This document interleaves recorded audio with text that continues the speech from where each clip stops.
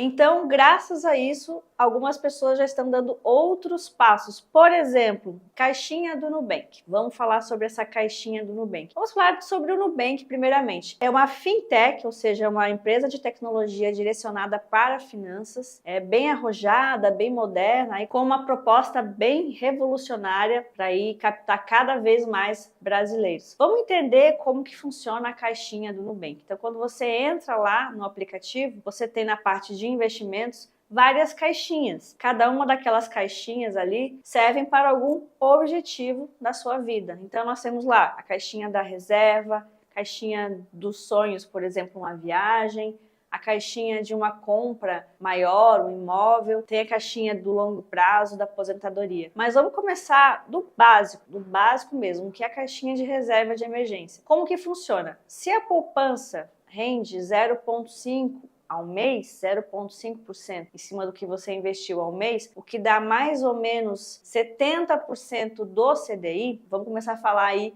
uma pinceladinha sobre os termos técnicos. Então, a poupança rende em torno de 70% do CDI. Lá na caixinha do Nubank, você vai tirar mais ou menos 100% do CDI. Então, você já deu um passo, sendo que o Nubank ali, operacionalmente falando, ele é fácil de utilizar. Mas é importante entender o que seria esse CDI. É importante porque quando você vai dar um passo a mais para entender o mercado financeiro, você precisa saber o que significa o CDI. Ele se refere a um referencial, ou seja, um benchmarking. É aquela linha que você tem que alcançar. Caso você não esteja chegando próximo a 100% do CDI, automaticamente a sua rentabilidade é bem menor. Portanto, é importante você saber, o CDI é uma taxa de juros interbancária, porque alguns anos atrás, vamos dizer que o Brasil não era tão consolidado em suas instituições bancárias. Digamos que os sistemas eram bem precários, existia uma grande insegurança a respeito das instituições. Por exemplo, no final do dia, alguns bancos fechavam caixa negativo, outros bancos fechavam caixa positivo, sem necessariamente os cálculos estarem corretos. Isso para o Banco Central ou para os órgãos que fazem a gestão máxima aqui no país, causava problemas para fazer aí a baixa no final do dia. Então, o que foi criado? Essa taxa interbancária, porque os bancos precisavam fechar o seu caixa certinho. Então, se um banco estava negativo e o outro positivo, um banco teria que emprestar para o outro, para não dar problema no fechamento do caixa. E esse empréstimo entre os bancos, obviamente que tem que ter uma taxa, porque afinal de contas o dinheiro ele é um produto. Uma vez que o banco empresta para outro banco, para fechar ali o caixa dele, esse banco aqui, obviamente, vai ter que cobrar uma taxa. E é essa taxa interbancária que o pessoal chama de CDI. E qual é o valor de referência do CDI? Nós temos aí a questão que os investimentos, eles se baseiam no CDI, mas o CDI também tem que se basear em alguma coisa. E ele se baseia na Selic, a nossa taxa aqui do país, a taxa mãe que nós chamamos. E essa taxa, ela é definida a cada 45 dias numa reunião realizada pelo comitê no Banco Central. Essa taxa aí, ela leva em consideração o cenário fiscal no país, questões de inflação, a pandemia também, então essas questões aí que envolveram a nossa economia, elas são levadas em conta para fazer esse cálculo e essa definição a cada 45 dias. E essa taxa hoje, maio de 2024, ela está em torno de 10%. Já esteve aí há mais de 12%, algum tempo atrás, e também já esteve aí a 2%. Então, o CDI acaba seguindo aí a Selic para onde ela vai. Nossa, mas esse papo tá ficando bem técnico, mas é importante que você saiba pelo menos o CDI e a Selic, o quanto eles são importantes e interferem aí nos rendimentos dos seus investimentos. Se você quer começar a investir, a gente precisa partir de algum ponto aí bem inicial para ir podendo dar mais passos um pouco mais avançados. Então nós começamos com a poupança, que rende mais ou menos 70% do CDI, passamos pela caixinha do Nubank, que rende 100% do CDI, ou seja, 100% da taxa Selic, que hoje está em torno de 10%. Então é isso que você vai receber por ano, de rentabilidade, em torno de 10% sobre o que você investiu. Mas será que a gente não consegue dar mais passos? A gente já saiu de um básico que inclusive já te dá prejuízo, lembra que a poupança ela sequer acompanha a inflação.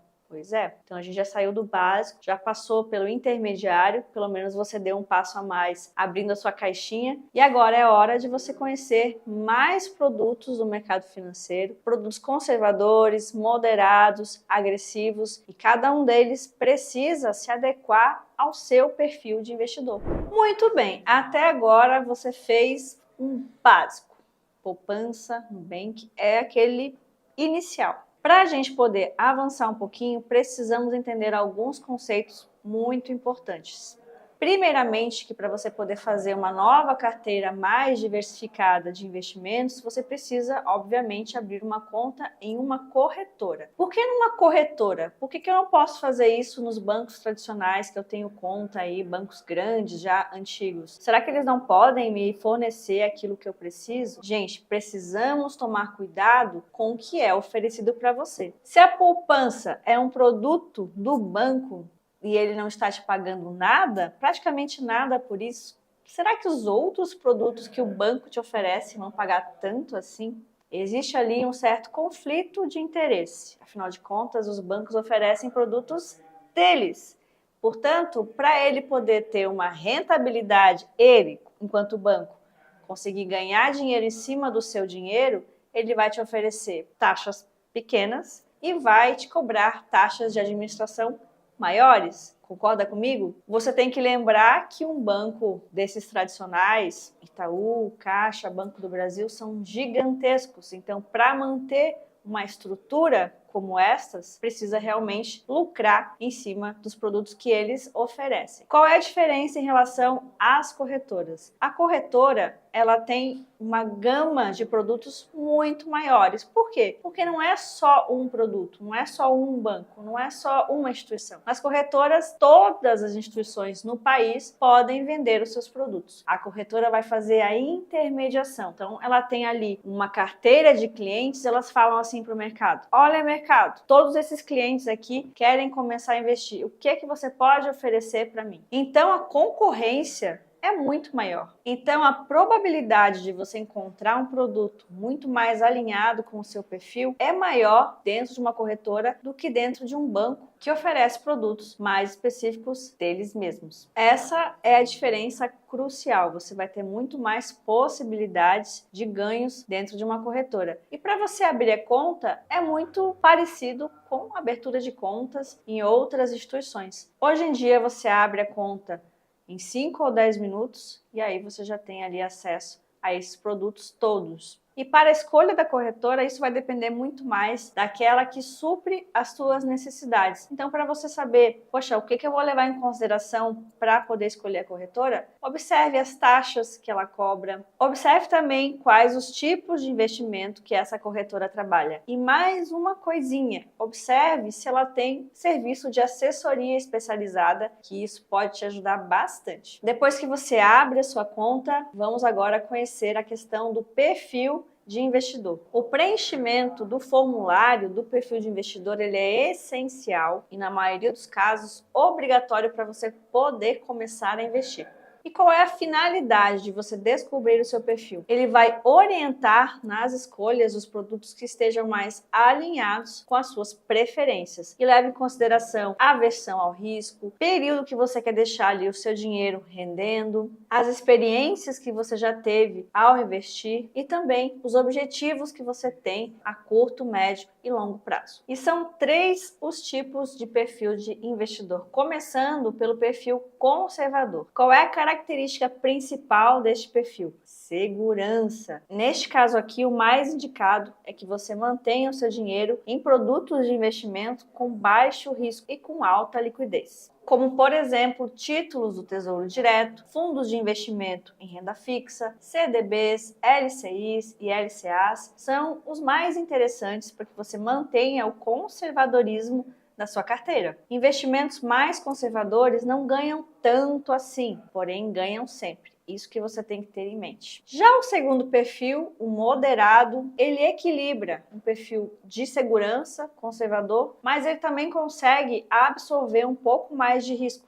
Então ele consegue aceitar que a carteira dele tenha alguma perda ou algum prejuízo, desde que ele receba um pouco mais de rentabilidade. Uma forma de você diminuir essa exposição, caso um perfil mais moderado, é você diversificar bastante. Digamos que o perfil conservador, ele tem ali em torno de 80 a 90% da carteira geral em investimentos de renda fixa, aquelas mais seguras, mais conservadoras, e 20%, de 10 a 20%, em renda variável, que é aquele mais arrojado. E aí o perfil moderado, digamos que ele fica ali numa taxa de 50 a 50, 40 a 60, vai depender de quanto o moderado consegue realmente absorver de risco. Agora, o perfil arrojado, o perfil mais agressivo, ele realmente prefere mais retorno em cima do que ele está investindo. Ele tolera bem os riscos, ele consegue absorver bastante ali as oscilações do mercado. Ele não se importa muito com isso, desde que ele seja muito melhor remunerado. Ainda que você seja um investidor agressivo, é sempre importante você manter ali uma reserva de emergência ou uma reserva de oportunidade, aquela específica para quando surge ali um investimento maravilhoso. Então, mesmo assim, é sempre bom manter ali uma reservinha. A não ser que você seja aquele investidor extremamente agressivo, conhecedor do mercado, e aí sim, bastante independente. Mas caso você se enquadre entre o conservador, moderado e o agressivo, ali dentro daquela questão do risco das oscilações, então realmente ali você tem que fazer uma estratégia que mescle a tolerância ao risco, os objetivos com seu investimento, o horizonte que você quer deixar investido e o conhecimento que você tem do mercado financeiro. Agora que você já aprendeu a como começar a investir, eu vou ensinar a você onde que você deve investir na nossa segunda aula. Fica aqui comigo.